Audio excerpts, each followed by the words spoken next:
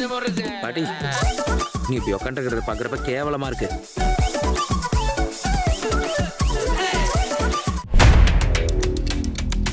உலக நாடுகளை அச்சத்தில் ஆழ்த்தியுள்ள தற்போதைய போர்ச்சூழல் ஒரு சலிப்பையும் வெறுப்பையும் மக்கள் மத்தியில் உருவாக்கியுள்ளது. உக்ரைன் ரஷ்யா போரினுடைய இருந்த ஆரம்பகட்ட ஆர்வம் இப்போது மக்களிடம் இல்லை. மாறாக எப்போது இந்த போர் முடியும் என்ற கேள்வியே அனைவரிடமும் மேலோங்கி நிற்கிறது. அந்த அடிப்படையில் பார்க்கிற போது அமெரிக்கா இந்த போரில் தனது விலை உயர்ந்த F-15 ரக டேங்கர் விமானங்கள் 3 இழந்துள்ளது. கட்டாரில் உள்ள ஏர்பேஸில் நிறுத்தப்பட்டிருந்த இந்த விமானங்கள் ஈரானின் ஏவுகணை தாக்குதலில் தரைமட்டமானதை செயற்கைக்கோள் படங்கள் உறுதிப்படுத்தி இருக்கிறது. இருப்பினும் அமெரிக்கா பின்வாங்கப் போவதில்லை. உலகின் ஒரே ஒரு சூப்பர் பவர் என்ற அந்தஸ்தை தக்க வைக்க அமெரிக்கா எதையும் இழக்க தயாராக உள்ளது. ஈரானை அன்று எஸ்டிமேட் செய்ய அமெரிக்கா இப்போது ஈரானின் ட்ரோன் மற்றும் ஏவுகணை வலிமையைக் கண்டு வியந்து நிற்கிறது. ஈரான் ஒரு பொருளாதார நெருக்கடியிலும் தண்ணீர் தட்டுப்பாட்டிலும் சிக்கியுள்ள நாடு. இருப்பினும் அதன் மொபைல் லான்ச்சர் தொழில்நுட்பம் அமெரிக்காவுக்கு பெரும் சவாலாக இருக்கிறது. ஒரு இடத்திலிருந்து ஏவுகணையை ஏவிவிட்டு அடுத்த சில நிமிடங்களில் அந்த லான்ச்சரை வேறு இடத்திற்கு மாற்றிவிடுவதால் அமெரிக்காவால் அவற்றை துல்லியமாக தாக்கி அளிக்க முடிவதில்லை. இந்தியா தனது ஆபரேஷன் சித்தூர் போது பயன்படுத்திய அதே மொபைல் லான்ச்சிங் யுக்தியையே ஈரானும் தற்போது கையாண்டு வருகிறது. அமெரிக்கா தனது AI தொழில்நுட்பமான பிளாந்தர் மூலமாக ஈரானின் 10,000 இலக்குகளை தாக்கி அளித்துள்ளது. இதில் ஈரானின் ரேடார் மற்றும் ஏர் டிஃபென்ஸ் சிஸ்டம் அடங்கும். கடந்த ஒரு மாத காலத்தில் 28 முதல் மார்ச் 28 வரை அமெரிக்கா சுமார் 25 போர் விமானங்களை இழந்திருப்பதாக தகவல்கள் சொல்லுகிறது. இந்த போருக்காக அமெரிக்கா ஒரு நாளைக்கு சுமார் 20,000 கோடி ரூபாய் செலவிடுகிறது, அதாவது இந்திய மதிப்பில்.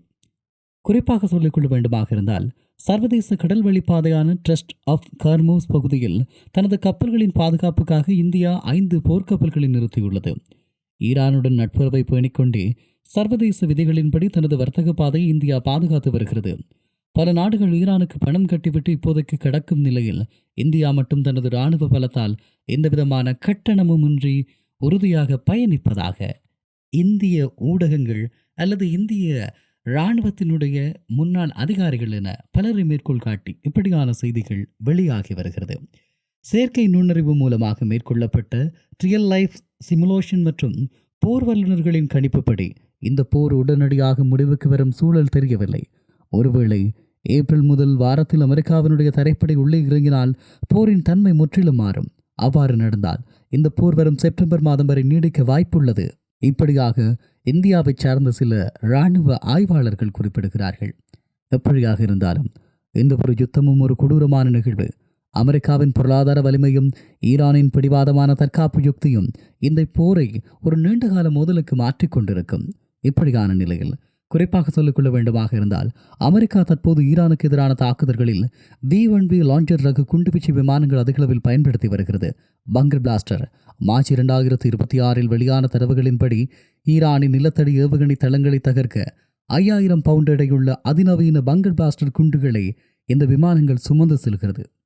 இந்த V-1B விமானங்கள் 2027க்குள் முழுமையாக ஓய்வு பெற உள்ளன. இவற்றுக்கு பதிலாக V-21 ரைடர் என்ற அடுத்த தலைமுறை ஸ்டெல்த் விமானங்கள் பணியில் அமர்த்தப்பட இருக்கிறது. இப்படியான ஒரு நிலையில் உலகினுடைய மிகப்பெரிய விமானந்தாங்கி கப்பலான USS ஜெரார்ட் போர்ட் தற்போது சில தொழில்நுட்ப சிக்கல்களில் சிக்கியிருப்பதாக சொல்லுகிறார்கள். மார்ச் 28 அன்று இக்கப்பல் குரோஷியாவினுடைய ஸ்லிப் துறைமுகத்திற்கு திட்டமிட்ட பராமரிப்பு பணிகளாக வந்துள்ளது. முன்னதாக மார்ச் 12 அன்று செங்கடல் பகுதியில் இந்த கப்பலில் உள்ள சலவை அறையில் ஏற்பட்ட தீ விபத்தினால் சில வீரர்கள் காயமடைந்தனர். இது ஒரு ஈரானின் பிரச்சார இயந்திரங்களுக்குள் ஒரு வாய்ப்பாக அமைந்து விட்டது என்றும் சொல்லலாம்.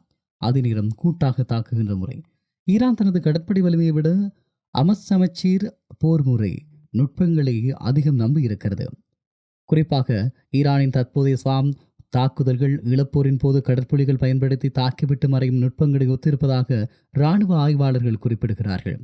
சிறிய வேகமான மற்றும் ஆளில்லா படகுகளை கொண்டு பெரிய போர்க்கப்பல்களை சூழ்ந்து தாக்கி அவற்றின் பாதுகாப்பு வளையத்தை செயலிழக்கச் செய்வதே இதன் முக்கிய நோக்கமாகும். தற்போதைய போர் உத்திகளை புரிந்து கொள்ள 2006 இலங்கையில் நடந்த சம்பூர் மீட்பு நடவடிக்கை ஒரு சிறந்த உதாரணமாகும். குறிப்பாக 2006 ஏப்ரல் மாதம் இடம்பெற்ற சம்பூர் பகுதியிலிருந்து சுமார் 46,000 மக்கள் வெளியேற்றப்பட்ட இந்த சம்பவம் ஒரு பிராந்தியத்தின் மூலோபாய முக்கியத்துவத்தை உலகிற்கு உணர்த்தியது. திருகோணமலை துறைமுகத்திலிருந்து அச்சுறுத்தலை நீக்க சம்பூர் கைப்பற்றப்பட்டது. அதுபோலவே தற்போது அமெரிக்கா ஸ்ட்ராட் ரைப் ஹார்மோஸ் பகுதியை தக்க வைக்க தீவிரமாக செயற்பட்டு வருகிறது என்றும் சொல்லலாம். இந்த நிலையில் நவீன போர்க்களத்தில் ஏவுகணைகளை விட மின்னணு தடுப்பு முறைகள் முக்கிய பங்கு வகிக்கிறது. அமெரிக்க கடற்படை தற்போது பயன்படுத்தும் இந்த தொழில்நுட்பம் எதிரி நாட்டு ஏவுகணைகளை சுட்டு வீழ்த்தாமல் அவற்றின் மின்னணு சிக்னல்களை குழப்பி செயலிழக்கச் செய்கிறது. வானில் பறக்கும் போதே எதிரியின் ரேடார்களுக்கு தவறான தகவல்களை தரும் பிரிட்டில் கிளோட் போன்ற கருவிகள் விமானங்களின் பாதுகாப்பை உறுதி செய்கிறது. 2026 ஈரான் போர் ஒரு புதிய உலக ஒழுங்கினுடைய தொடக்கமாக என்ற கேள்வி எழுந்திருக்கிறது. குறிப்பாக சொல்லிக்கொள்ள வேண்டுமாக இருந்தால் 2026 பிப்ரவரி 28 அன்று தொடங்கி இந்த அமெரிக்க இஸ்ரேல் மற்றும் ஈரான் இடையிலான போர் வெறும் பிராந்திய மோதலாக இல்லாமல் உலகளாவிய அரசியல் மற்றும் பொருளாதார கட்டமைப்பை அசைத்து பார்க்கும் ஒரு காரணியாக மாறியுள்ளது.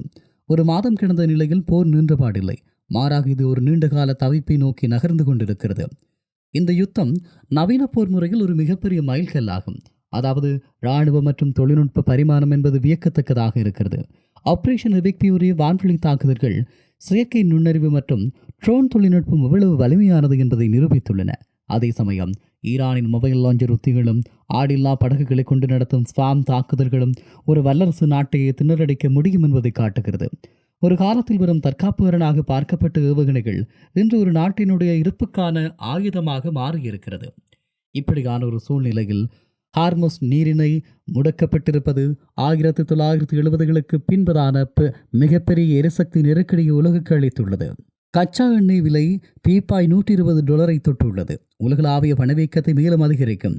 எரிபொருள் மட்டுமல்லாமல் உலக உணவு தேவையான உரங்கள் மற்றும் எரிவாயு விநியோகம் பாதிக்கப்பட்டுள்ளதால் இதன் தாக்கம் சாமானிய மக்களின் சமையலறை வரை எதிரொலிக்கும். இந்த நிலையில் தெற்காசியாவின் சவால்களும் அதிலே இந்தியா பெறுகின்ற பங்கும் மிகப்பெரியதாக இருக்கிறது. இந்த மோதல் இந்தியாவுக்கு ஒரு மிகப்பெரிய சவாலாகவும் சுமார் 90 லட்சம் இந்திய தொழிலாளர்கள் வளைகுடா நாடுகளில் பணியாற்றி வரும் சூழலில் அவர்களின் பாதுகாப்பு மற்றும் தாயகத்திற்கு அனுப்பப்படும் பணம் பாதிக்கப்படுவது இந்திய பொருளாதாரத்தில் தாக்கத்தை ஏற்படுத்தும். இருப்பினும் ஈரான் மற்றும் அமெரிக்கா ஆகிய இரு தரப்புகளுடனும் இந்தியா கொண்டுள்ள சுமூகமான உறவு இக்கட்டான காலகட்டத்திற்கு இந்திய கப்பல்கள் தடையின்றி பயணிக்க ஒரு கவசமாக மாறியிருக்கிறது. இந்த நிலையில் குறிப்பாக இராணுவ ஆய்வாளர்களின் கருத்துப்படி அமெரிக்க தரைப்படை நேரடியாக களமிறங்கினால் இந்த போரில் தீவிரம் பல மடங்கு அதிகரிக்கும்.